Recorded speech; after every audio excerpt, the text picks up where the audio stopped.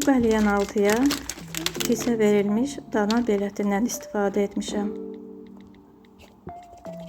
Əti xırda-xırda tikələri doğrayırıq və bir boşqaba əlavə edirik. Sonra doğranmış qırmızı kapri biber, yaşıl biber və pomidorun bərk yerindən doğrayıb əlavə edirik. Duz, istiyot, rəndələnmiş Holland pendiri. Yaxşıca qarışdırırıq.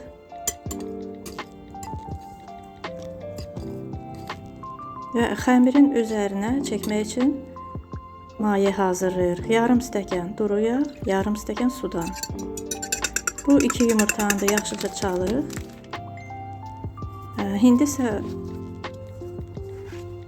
xəmiri üzərinə o mayəni çəkib və içini doldururuq.